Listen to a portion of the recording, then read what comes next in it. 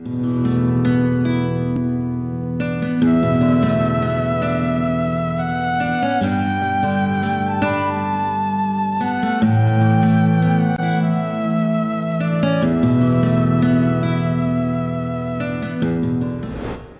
பெய்யாத தொந்தரவு பட்டுக்கிட்டு இருக்கிறாங்க. வாழ்வாதாரம் இன்னைக்கு பெரிய கேள்விக்குறியாக இருக்குது. ஏன்னா வேறு எந்த தொழிலும் கிடையாதுங்க. முழுக்க முழுக்க விவசாயத்தை நம்பி அடிப்படையாக இருக்கக்கூடிய மாவட்டம் அந்த 3 மாவட்டம் டெல்டா மாவட்டம். வேறு தொழில் இல்லை. இதை நம்பி 9 லட்சத்துக்கு மேற்பட்ட விவசாய தொழிலாளர்கள் இருக்காங்க. உதவாதினி ஒரு தாமதம் உடனே விழி தமிழா. இதை உறக்கச் சொல்வோம் உலகுக்கு, இதை உறக்கச் சொல்வோம் உலகுக்கு, இதை உறக்கச் சொல்வோம் உலகுக்கு. வியப்பூட்டும் அளவிற்கு விஞ்ஞானம் ஒருபுறம் வளர்ச்சியடைந்து கொண்டிருக்கும் நிலையில் வீழ்ந்து வரும் விவசாயத்தை பற்றி யாரும் கவலைப்படுவதாக தெரியவில்லை. தனியொரு மனிதனுக்கு உணவில்லை என்றால் ஜகத்தினை அழித்திடுவோம் என்று சொன்னான் பாரதி. அந்த பாரதி பிறந்த மண்ணில் உணவு படைக்கும் தொழிலான உழவு தொழில் ஊனமடைந்து விட்டது. வெளுக்காத சாயம் விவசாயம் என்றான் கவிஞன். ஆனால் இன்றோ பயிர்களின் பச்சை நிறம் வெளுத்து போய் காற்றில் கரைந்து கொண்டிருக்கிறது. இந்த மக்களாலும் அரசாங்கத்தாலும் மறக்கடிக்கப்பட்ட விவசாயத்தின் நிலை இன்று எப்படி இருக்கிறது? நிலை இழந்துவிட்ட விவசாயத்தின் நிலையை உங்களுக்கு நினைவுபடுத்துகிறோம்.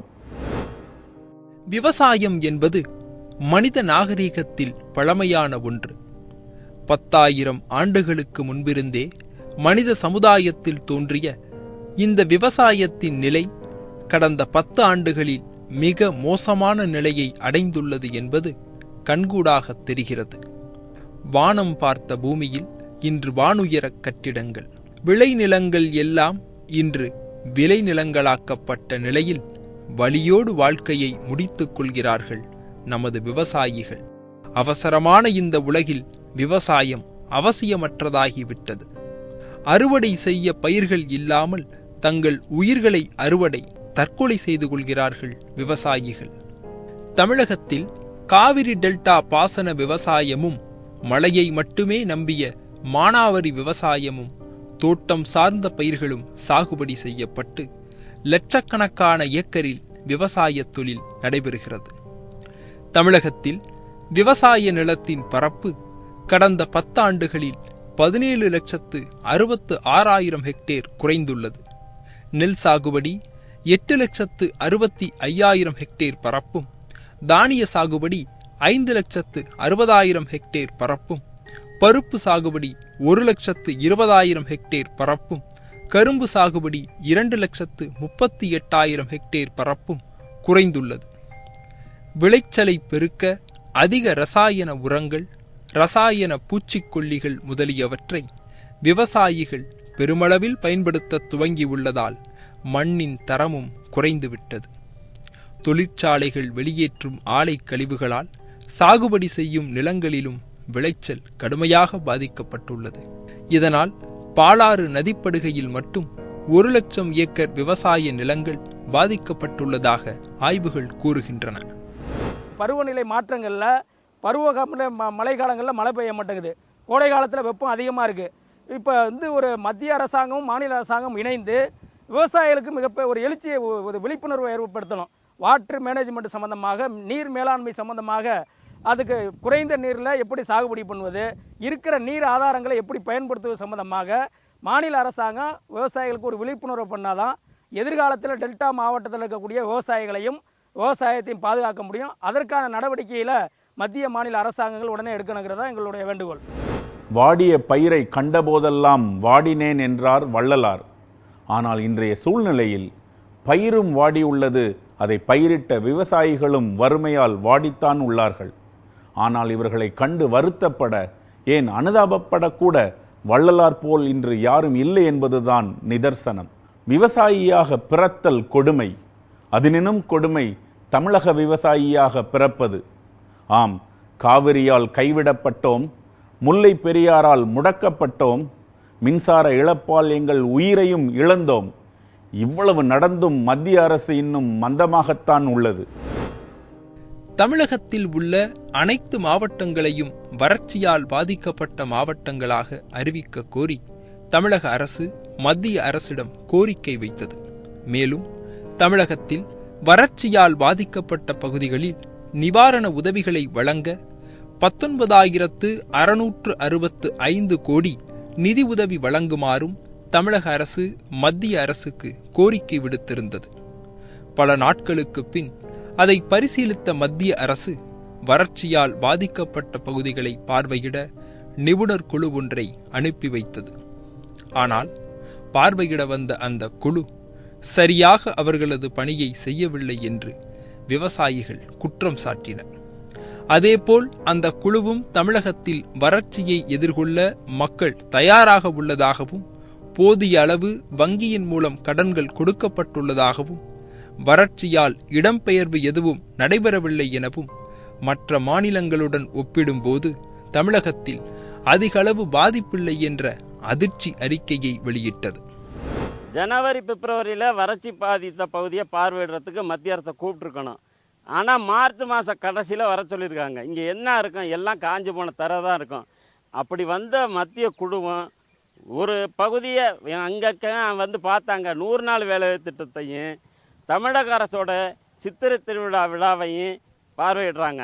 அதனால் விவசாயிகளை யாரையுமே வந்து எந்த இதுவும் என்ன நஷ்டம் அடைஞ்சிருக்கீங்கன்னு எதுவுமே விவசாயிகளை கேட்கல.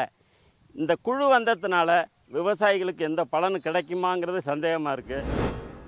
இதேபோல் காவிரி நடுவர் மன்ற இறுதி தீர்ப்பின்படி இந்த ஆண்டு 419 TMC தண்ணீரை கர்நாடகம் நமக்கு தந்திருக்க வேண்டும். வழக்கம்போல் உரிய நேரத்தில் தண்ணீர் தர கர்நாடகம் மறுத்ததால் 110 அடி இருக்க வேண்டிய மேட்டூர் நீர்மட்டம் 87 அடியாக குறைந்துவிட்டது. இதனால் தஞ்சை, நாகை, திருவாரூர் மாவட்டங்களில் 1.5 லட்சம் ஏக்கர் விளைநிலம் பாதிக்கப்பட்டுள்ளது. இந்த காவிரி பிரச்சினைக்கும் இதுவரை சரியானதொரு முடிவை அரசு எடுக்கவில்லை. மத்திய அரசின் புதிய பொருளாதார கொள்கை மற்றும் உலக வர்த்தக ஒப்பந்தம் இவற்றின் காரணமாக விவசாயிகளுக்கு அளித்து வந்த மானியங்கள் அனைத்தும் முற்றிலும் ரத்து செய்யப்பட்டுள்ளது. இப்போ ஜூன் 12ஆம் தேதி தண்ணி திறக்கணும். நடுவர் மன்ற இறுதி தீர்ப்பின் அடிப்படையில் பார்த்தா கூட ஜூன் மாதமும் மே மாதத்தும் சேர்த்து 2 மாதமும் ஒரு 15 TMC தண்ணியை கர்நாடக அரசாங்கம் கொடுக்கணும். அப்போ ஜூன் முதல் வாரத்தில் அந்த 15 TMC தண்ணியை திறந்தால் தான் இந்த வருஷம் ஒரு போக சாகுபடினாச்சும் பண்ண முடியும். ஏன்னா வரக்கூடிய ஆண்டு பார்த்திங்கன்னா மேட்டூரில் இருக்கக்கூடிய நீர்மட்டம் 20 ஆண்டுகளுக்கு பிறகு இப்போ வெறும் 20 அடி தான் இருக்குது. மே மாதத்தில் பருவமழை பெய்து தண்ணி வந்தால் தான் ஜூன் மாதம் 12ஆம் தேதி மேட்டூர் அணை திறக்க முடியும். அப்போ இந்த இறுதி தீர்ப்பின் அடிப்படையில் 192 TMC ஒவ்வொரு ஆண்டு கர்நாடக அரசாங்கம் தமிழ்நாட்டுக்கு பாசனத்துக்கு தரணும். தொடர்ந்து 20 ஆண்டு காலமாக 20-30 ஆண்டு காலமாக கர்நாடகம் வந்து தமிழகத்தை வந்து வடிகால் பகுதியாக தான் பார்த்தது ஒழிஞ்சு பாசனத்துக்கு தண்ணி தரல. மாதம் மும்மாறி பொழிந்தது அந்த காலம். ஆனால் இப்பொழுதோ ஒரு ஆண்டிற்கு மும்மாறி பெய்வதே பெரும்பாடாக உள்ளது. மும்மாரியும் பொய்த்துவிட்ட நிலையில் அரசாங்கத்தின் மும்முனை மின்சாரமும் முரணாகி போனது. காலநிலை மாற்றம் விவசாயிகளின் காலத்தையும் மாற்றிவிட்டது. போதிய மழையின்றி பயிர்கள் அனைத்தும் அழிந்துவிட வாங்கிய கடனுக்கு வட்டி கூட திரும்ப செலுத்த முடியாமல் விவசாயியும் தன்னைத்தானே அழித்துக் கொள்கிறான். பணம் உள்ளவர்கள் முடிந்தவரை விலைக்கு தண்ணீர் வாங்கி விவசாயம் செய்தனர். எத்தனை நாளைக்குத்தான் இப்படி செய்ய முடியும்? பயிர்களுக்கு விட தண்ணீர் இல்லாமல் தங்கள் கண்ணீரை விட்டு கொண்டிருக்கின்றனர் விவசாயிகள். நிலைமை இப்படி இருக்க மற்றொரு புறம் IPL போட்டிகள் எனப்படும் கேளிக்கை விளையாட்டுகள் நடக்கும் மைதானத்தில் வளரும் புற்களுக்கு இந்த அரசாங்கம் மானிய விலையில் தண்ணீர் கொடுத்து கொண்டிருக்கிறது என்பது உங்களுக்கு தெரியுமா? IPL போட்டிகள் நடைபெறும் மைதானங்களில் பசுமையான புல்வெளி அமைக்கவும் குளிர்ச்சியாக வைக்கவும் பல ஆயிரம் லிட்டர் தண்ணீர் தேவைப்படுகிறது. ஒரு போட்டியை நடத்தும் முன் அந்த மைதானத்தை பக்குவப்படுத்தவும் அங்கு பசுமையான புற்களை வளர்க்கவும் சுமார் 30,000 லிட்டர் தண்ணீர் தேவைப்படும். இந்த தண்ணீரை மத்திய அரசு மானிய விலையில் தர சம்மதித்துள்ளது. அதாவது ஒரு டேங்கர் லாரி தண்ணீர் 400 ரூபாய்க்கு வழங்கப்படும். இதே தண்ணீர் விவசாயிகளுக்கு 1,500 ரூபாய் முதல் 3,000 ரூபாய் வரை விற்கப்படுகிறது. கால்வாய் நீர்ப்பாசன பரப்பு, ஏரி நீர்ப்பாசன பரப்பு குறையத் தொடங்கி கிணற்று பாசன பரப்பு அதிகரிக்க தொடங்கியதால் விவசாயத்திற்கு தேவையான தண்ணீர் சந்தை பொருளாகியது. மத்திய அரசாங்கம் புதிய நீர் கொள்கை ஒன்றை வந்து அறிமுகப்படுத்த முயற்சி பண்ணிட்டு இருக்கிறாங்க.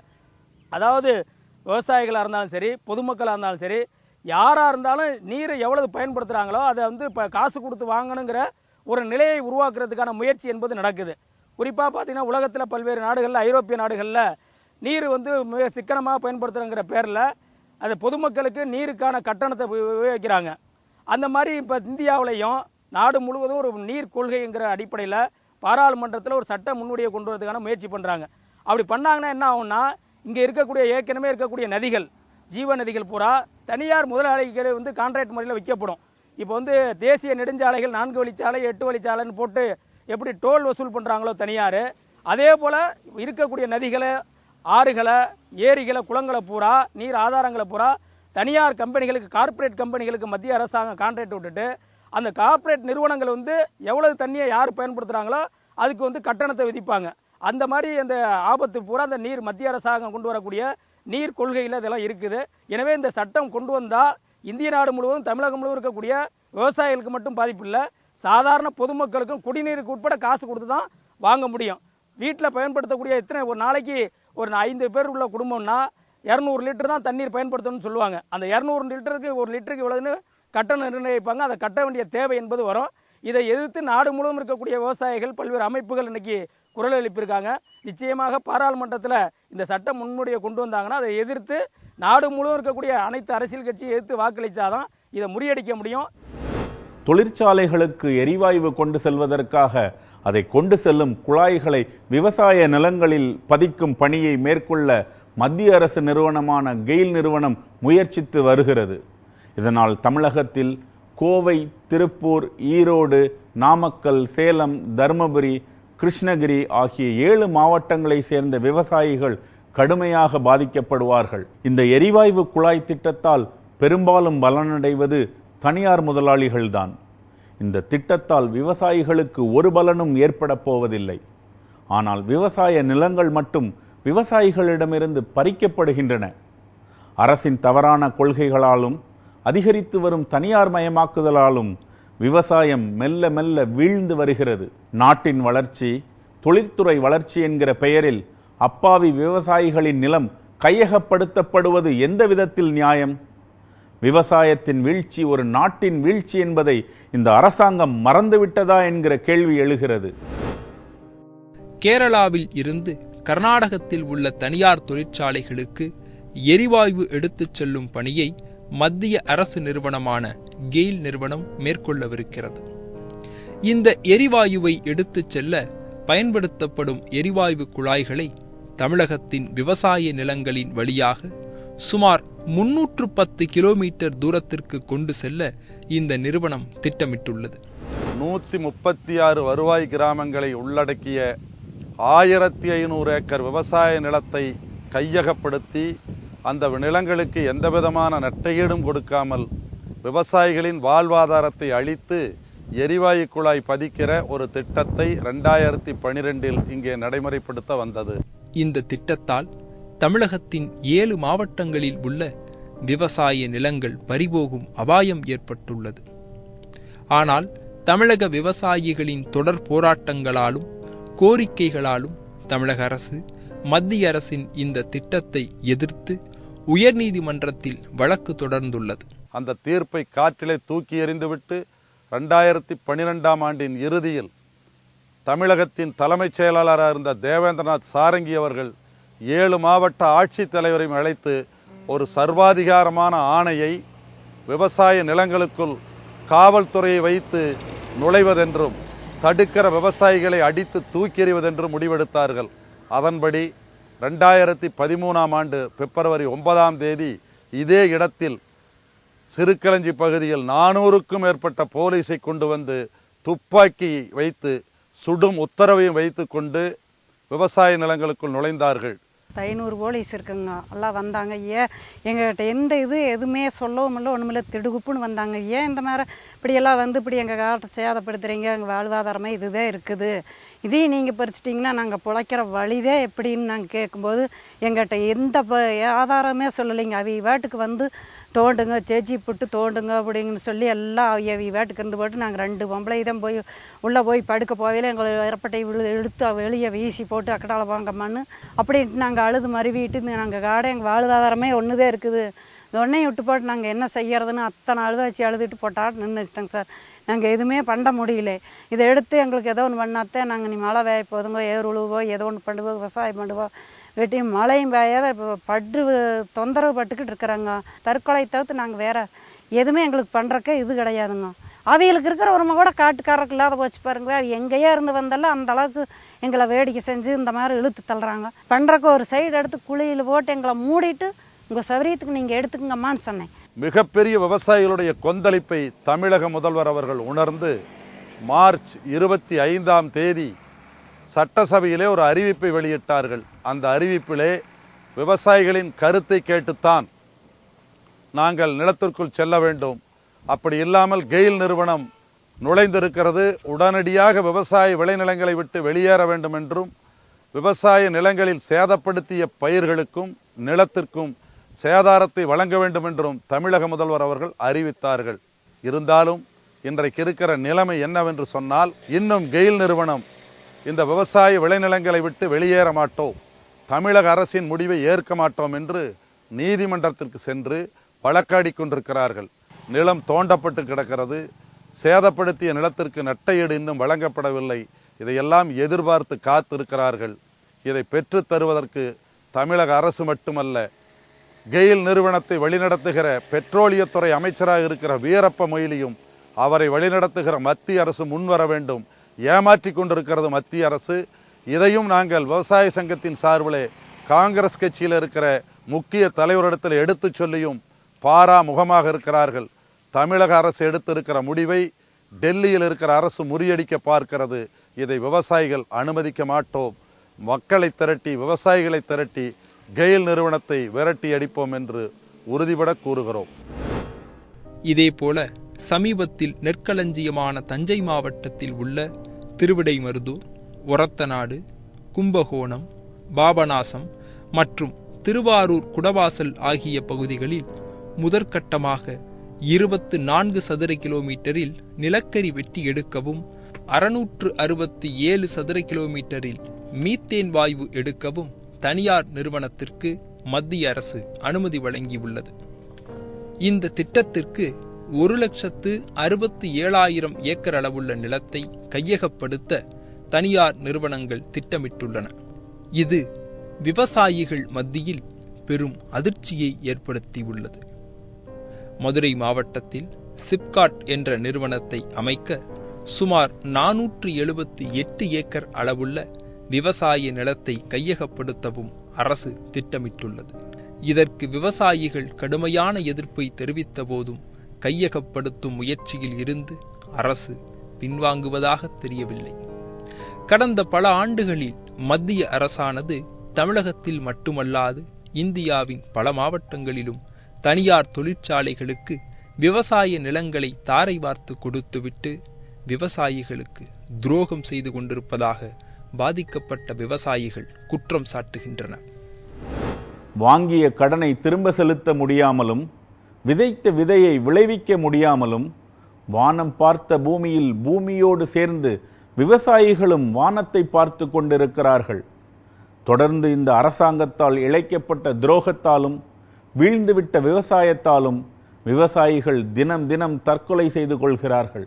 மண்ணில் விதையை விதைப்பவர்கள் அந்த விதையோடு சேர்ந்து மண்ணிற்குள் விதைக்கப்பட்டு கொண்டிருக்கிறார்கள். விவசாயம் பார்த்து இந்த உலக மக்களை வாழ வைக்கும் மண்ணின் மைந்தர்கள் தற்போது மண்ணிற்குள் மைந்தனாகி கொண்டிருக்கிறார்கள். விதைக்கப்பட்ட விதைகளுக்கு இந்த விவசாயிகள் உயிர் உரமாக்கப்படுகிறது. அரிசியை விளைவிக்கும் நாங்கள் எங்கள் வயிற்றுக்கு அரிசி கேட்டால் வாய்க்கரிசி போடுகிறது இந்த அரசாங்கம் என்று குமுறுகிறார்கள் இந்த விவசாயிகள். தற்கொலைக்கு தூண்டுவது சட்டப்படி குற்றம் என்றால் இந்த விவசாயிகளை தற்கொலைக்கு தூண்டும் விதமாக செயல்படும் இந்த அரசாங்கத்தை தான் முதலில் தண்டிக்க வேண்டும் என்கிறார்கள் விவசாயிகள். நாங்கள் தெளிவாக சொல்லுகிறோம், அரசாங்கத்தின் கொள்கை, நடைமுறை, இயற்கை வளங்களை அழிப்பது அனைத்தும் ஏற்றுமதிக்கின் பெயரால் பன்னாட்டு நிறுவனங்களுக்கும் சில முதலாளிகளுக்காகத்தான். காலம் காலமாக வாழ்ந்த எங்கள் விவசாயிகள் கால்நடைகளை இழந்து, நிலத்தை இழந்து, குடிப்பதற்கு நீர் இழந்து, சொந்த நாட்டில் செல்வதற்கு இடமில்லாது அகதிகளாக கைவிரித்து நிற்கின்றார்கள். இந்த அரசாங்கம் எங்களை காப்பாற்றும் என்று இனியும் நாங்கள் நம்பவில்லை. நாங்கள் உலகமயத்தை முழுமையாக எதிர்க்கிறோம். ஏனென்று சொன்னால் உலகமயம் எங்கள் விவசாயிகளுக்கு அவருடைய வாழ்வாதாரங்களை பறித்து சொந்த மண்ணில் சுடுகாட்டை அமைத்துக் கொண்டிருக்கிறது.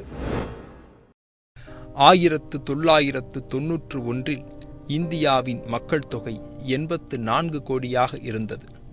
அது தற்பொழுது 127 கோடியை எட்டியுள்ளது. கடந்த 20 ஆண்டுகளில் மக்கள் தொகை வளர்ச்சி அபரிவிதமான வளர்ச்சியை எட்டியுள்ளது.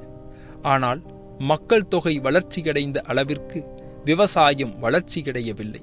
விவசாயத்தில் ஈடுபட்டிருந்த விவசாயிகளின் எண்ணிக்கை பெரிய அளவில் வீழ்ச்சியடைந்திருக்கிறது. கடந்த சில ஆண்டுகளில் லட்சக்கணக்கான தமிழக விவசாயிகள் விவசாயத்தை கைவிட்டுள்ளனர். கடந்த 20 ஆண்டுகளில் 2 லட்சத்திற்கும் அதிகமான விவசாயிகள் தற்கொலை செய்துள்ளனர். அரசாங்க விதிகளின்படி சொந்தமாக நிலம் வைத்து விவசாயத்தில் ஈடுபடுவோரின் தற்கொலைகள் மட்டுமே கணக்கில் எடுத்துக் கொள்ளப்படும். கூலிக்காக வேலை பார்க்கும் விவசாயிகள் மற்றும் விவசாயம் சார்ந்த தொழிலில் ஈடுபடுவோர்களின் தற்கொலைகளை இந்த அரசாங்கம் கணக்கில் எடுத்துக் கொள்வதில்லை. அது மட்டுமல்ல, 20 ஆண்டுகளுக்கு முன் விவசாய துறைக்கான பட்ஜெட் ஒதுக்கீடு 13% இருந்தது. ஆனால் தற்பொழுது அது 8% குறைக்கப்பட்டுள்ளது. விவசாயத்தின் வளர்ச்சியையும் கிராமப்புறங்களின் வளர்ச்சியையும் கண்டுகொள்ளாத இந்த அரசாங்கம் பன்னாட்டு நிறுவனங்களின் வளர்ச்சியையும் அந்நிய முதலீடுகளையும் தனியார் முதலாளிகளின் வளர்ச்சியில் மட்டுமே கவனம் செலுத்துகிறது. ஒருங்கிணைந்த தரிசு நில மேம்பாட்டு திட்டம் என்ற புதிய திட்டத்தின் மூலம் விவசாய நிலங்கள் அனைத்தும் தனியார் முதலாளிகளுக்கும் பன்னாட்டு நிறுவனங்களுக்கும் தாரை வார்த்து கொடுக்க இந்த அரசானது திட்டமிட்டுள்ளது. விவசாயத்தை போட்டி போட்டு அழித்து வருவதில் ரியல் எஸ்டேட் வர்த்தகம் பெரும் பங்கு வகிக்கிறது. தமிழ்நாட்டில் இன்றைய சூழ்நிலையில் மிகவும் விறுவிறுப்பாக நடைபெற்று வரும் ஒரு வர்த்தகம் இந்த ரியல் எஸ்டேட். நேற்று விவசாய நிலமாக இருந்த நிலத்தை இன்று விற்பனை நிலமாக மாற்றிவிடும் அளவிற்கு இந்த ரியல் எஸ்டேட் வர்த்தகம் வளர்ந்து வருகிறது. வானம் பார்த்த பூமியில் இன்று வானுயர கட்டிடங்கள் மட்டுமே தெரிகிறது. இதனால் கலப்பையை பிடித்து விவசாயம் செய்த கைகள் இன்று கடப்பாறையை பிடித்து கொண்டு கட்டிட வேலைக்கு சென்று கொண்டிருக்கும் அவலம் ஏற்பட்டுள்ளது. மக்களின் வாழ்க்கை தரத்தை உயர்த்த விவசாயிகளின் வாழ்வாதாரம் அளிக்கப்படுகிறது. முன்னொரு காலத்தில் கூட்டு குடும்பங்களாய் இருந்த தமிழர்கள் இன்று தனி குடித்தனத்திற்கு மாறி வருகின்றனர். விளைவு, வீடுகளின் எண்ணிக்கை நாளுக்கு நாள் பெருகிக் கொண்டே வருகிறது. பெற்றோர்களுக்கு ஒரு வீடு, பிள்ளைகளுக்கு ஒரு வீடு, ஏன் இனிமேல் பிறக்கப் போகும் குழந்தைகளுக்கு கூட இன்றே வீடு கட்டுகின்றனர். விவசாய நிலங்கள் அனைத்தும் இன்று விற்பனைக்கு சந்தையில் காத்து கொண்டிருக்கிறது. விவசாயிகள்கிட்ட இருக்கிற நிலத்தை அடிமாட்டு விலைக்கு வந்து வாங்குறாங்க. விவசாயம் பண்ண முடியலை, போர் போட்டு கரண்ட்டு மின்சாரமும் வாங்குறதா 5 லட்சம் 6 லட்சம் செலவாகுது. அதுக்கு அப்படியே போர் போட்டாலும் உடனே கரண்ட்டு கிடைக்காது. அந்த நிலையில் விவசாயிகள் நிலத்தை வித்துடலாம் அப்படிங்கிறது மாதிரி ஒரு சூழ்நிலைக்கு தள்ளப்பட்டு இந்த ஆண்டு கடுமையான வறட்சி இருக்கிறதுனாலையும் தஞ்சாவூர் போன்ற மாநகராட்சி ஆக்கினத்தினாலையும் எல்லாமே கிட்டத்தட்ட எல்லாமே வீட்டு மனை பட்டா எல்லாமே ஆகிட்டு வர்றாங்க. இந்த மாதிரி கேரளாவில் எல்லாம் வந்து இந்த சட்டம் கொண்டு வந்திருக்காங்க, விவசாய நிலங்களை வந்து வீட்டு மனையாக கொண்டு வரக்கூடாதுன்னு. அது மாதிரி தமிழக அரசும் காவேரி டெல்டா மாவட்டத்தையாவது எங்களுக்கு நீங்கள் வீட்டு மனை ஆக்காமல் ஒரு சட்டம் கொண்டு வரணும். விவசாயிகளின் வாழ்வாதாரம் அளிக்கப்பட்டு தனியார் முதலாளிகளின் வாழ்க்கை தரம் கூட்டப்படுகிறது. இந்தியாவின் முதுகெலும்பாம் இந்த விவசாயம். ஆனால் இந்த முதுகெலும்பையே முறித்துவிட்ட பெருமை இந்த அரசாங்கத்தையும் மக்களையும் தான் சாரும். சில வருடங்களுக்கு முன் சென்னையில் ஃபோர்டு கார் நிறுவனத்தின் தொழிற்சாலையை அமைக்க அப்பகுதியில் இருந்த சுமார் 400 ஏக்கருக்கும் அதிகமான விவசாய நிலம் பறிக்கப்பட்டது. அங்கே விவசாயம் பார்த்து கொண்டிருந்த விவசாயிகள் இன்று எங்கு இருப்பார்கள் என்று யாருக்கும் தெரியாது. தெரிந்து கொள்ள யாருக்கும் விருப்பமும் இல்லை. ஃபோர்டு நிறுவனம் மட்டுமல்ல, பல தனியார் நிறுவனங்கள் இதுபோன்ற விவசாய நிலங்கள் மீதுதான் கட்டப்பட்டுள்ளன. விவசாயத்தின் வீழ்ச்சியை தடுக்க பல நடவடிக்கைகளை இந்த அரசு எடுக்க வேண்டும். நில உச்சவரம்பு சட்டம் முறைப்படி அமல்படுத்தப்பட வேண்டும். தனியார் தொழிற்சாலைகளினால் மேற்கொள்ளப்படும் நில அபகரிப்பை அரசே ஊக்குவிக்காமல் அதை தடுக்க வேண்டும். அரசு தனது தவறான கொள்கைகளை கைவிட்டுவிட்டு நல்ல சீர்திருத்த சட்டத்தை முறைப்படி கடைபிடிக்க வேண்டும். நகர்ப்புற வளர்ச்சிகளையும் தனியார்மயமாக்குதல்களிலும் தாராளமயமாக்குதல்களிலும் மட்டுமே கவனம் செலுத்தாமல் விவசாயத்தின் வளர்ச்சியில் தனது முழு கவனத்தையும் செலுத்தி போர்க்கால நடவடிக்கைகளில் அரசு செயல்பட வேண்டும். இந்திய அரசின் மிகப்பெரிய துறையான ரயில்வே துறைக்கு தனியாக பட்ஜெட் இருப்பது போல் விவசாய துறைக்கும் தனி பட்ஜெட் ஒன்று அமைக்கப்பட வேண்டும் என்பது விவசாயிகளின் கோரிக்கையாக உள்ளது. விவசாயி அழிகிறான், விவசாயம் அழிகிறது. இது நிகழ்காலம். விவசாயம் அழிகிறது, மக்களும் அழிவார்கள். இது எதிர்காலம். இப்படிப்பட்ட ஒரு எதிர்காலத்தை யாரும் எதிர்பார்க்க மாட்டார்கள். அப்படியென்றால் விளிம்பில் இருக்கும் விவசாயத்தை நாம் கட்டியிழுக்க வேண்டும். விழியில் துளிகளோடு காத்திருக்கும் விவசாயிகளுக்கு இந்த அரசாங்கமும் மக்களும் என்ன பதில் கூறப் போகிறார்கள்?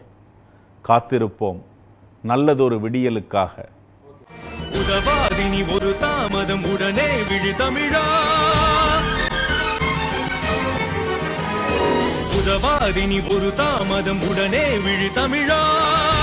இதை உரக்கச் சொல்வோம் உலகுக்கு. இதை உரக்கச் சொல்வோம் உலகுக்கு. இதை உரக்கச் சொல்வோம் உலகுக்கு.